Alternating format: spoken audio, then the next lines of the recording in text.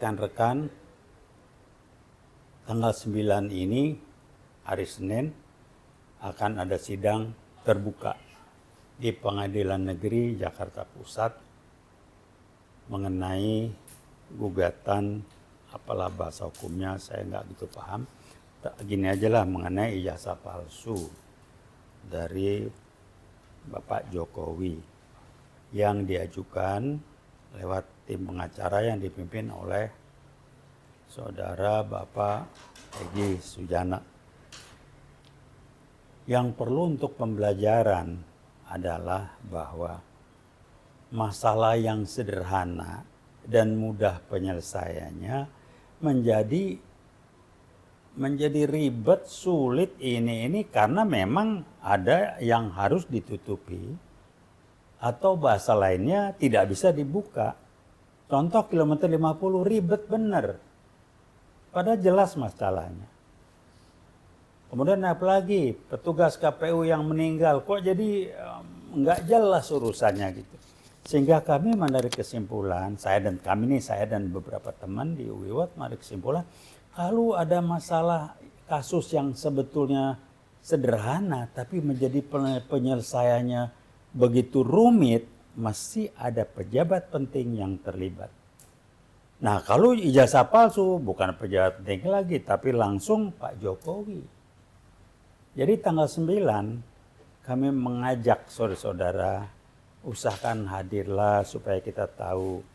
Nah, kami dan teman-teman saya khususnya ikut prihatin terhadap tim hakim atau bahasanya itu yang berada dalam posisi sulit.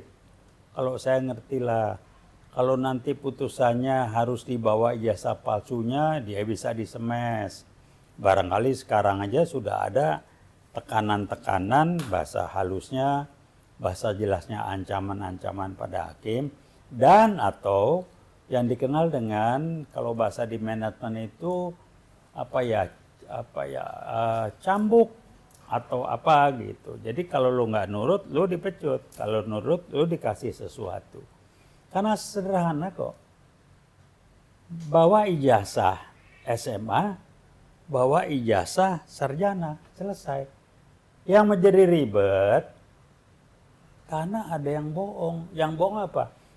Harus dia jelaskan kenapa lagi waktu wali kota Solo, titel sarjananya Dr. Andes. Ini harus dijelaskan. Mana bukti Mbak Andatit Dr. Andes? Tapi waktu gubernur DKI sampai dengan presiden, titelnya insinyur itu dulu dibuktiin. Kedua, bahwa asli dari fotokopi yang disampaikan ramai ke publik bahwa itu ijazah sarjananya. Yang padahal saya tidak ahli forensik, tidak ahli foto. Dari fotonya itu bukan fotonya Pak Jokowi. Sementara ada argumen, itu foto lagi muda. Lah emang sekarang udah tua apa? Gigi orang nggak berubah, hidung orang nggak berubah, kuping orang nggak berubah. Nah jadi ini hal yang sulit buat saya memahami. Kalau majelis hakim menjadi serba salah. Jadi kembali kepada bapak-bapak dari majelis hakim. Ini pilihan Anda, nilai-nilai Anda, nilai-nilai itu apa sih? Nilai individu itu apa sih? Adalah keyakinan mengenai apa yang benar, apa yang salah terhadap perbuatan, tindakan, dan macam yang dasarnya adalah keyakinan inti, core belief. Keyakinan itu, values itu baru disebut sebagai suatu yang penting untuk kita kalau ada tindakan perilaku siapapun yang bertentangan dengan nilai-nilai yang kita jadikan pegangan, kita merasa amat disakiti. Itu baru udah jadi nilai. Kalau tidak merasa disakiti, dia belum jadi nilai, cuma pengetahuan. Contoh, saya dan saya kira Anda juga sakit hati betul Pak Jokowi mohon maaf berkali-kali berbohong dan tidak pernah meminta maaf. Buat saya kejujuran itu apalagi sebagai presiden itu begitu penting, kredibilitas orang. Tapi buat beliau berbohong itu biasa-biasa saja. Jadi Anda bisa lihat nilai kebohongan, nilai kejujuran itu tidak penting buat beliau. Jadi berbohong itu biasa-biasa aja. Kedua, nepotisme. Biasa-biasa aja berarti. Padahal 98 salah satu yang diangkat adalah dari KKN itu, N itu nepotisme. Ya biasa-biasa aja. Kemudian korupsi, biasa-biasa aja. Jadi mau ngomong apa gitu. Nah saya ngomong dari perspektif manajemen. Yang saya gunakan istilahnya Pak Kapolri, ikan itu busuknya dari kepala. Saya terjemahkan dalam perspektif manajemen, bagaimana perilaku orang-orang dalam organisasi, dari yang paling kecil keluarga sampai dengan masyarakat, institusi negara seperti kita, adalah cerminan dari perilaku, nilai-nilainya orang yang nomor satu, itu nurun ke bawah. Sehingga kalau guyonan orang mengatakan, kebodohan itu menurun, menular maaf. Ketidakjujuran bisa menular. Bisa artinya apa? Tergantung manusianya. Yang lain adalah saya sampai pada kesimpulan ada masalah yang sangat serius yang sekarang sedang berkembang di sebagian besar jajaran elit pemerintahan adalah rendahnya empati. Atau bahasa guyonannya urat empatinya belum tumbuh. Artinya kalau ada orang lain, apalagi ini sebagai pimpinan, ada rakyat yang susah, dia tahu tapi belum mampu merasakan apa yang dirasakan rakyatnya itu. Karena kemampuan merasakannya belum berkembang. Urat perasaan untuk merasakan kesulitan orang lain, merasakan posisi orang lain, itu masih belum ada. Jadi kalau orang Betawi gue urat empatinya, urat perasaan ke orang lain belum numbuh. Nah kita menghadapi sikon seperti ini.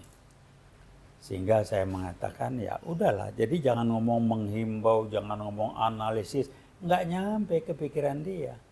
Jadi kalau orang, lu analisis begini terus mau apa? Gue kan begini, joget-jogetlah di istana, ini nih apa, ini. Nggak ngerti saya. Tapi kembali, kami menghimbau, mengharapkan, mengundang Anda hadir di Pengadilan Negeri Jakarta Pusat hari Senin pukul 10. Pengadilan Negeri, pengadilan yang terbuka terkait dengan ijazah palsu. Mari kita saksikan. Pesan saya pribadi pada majelis hakim, saya menyadari kesulitan posisi Anda.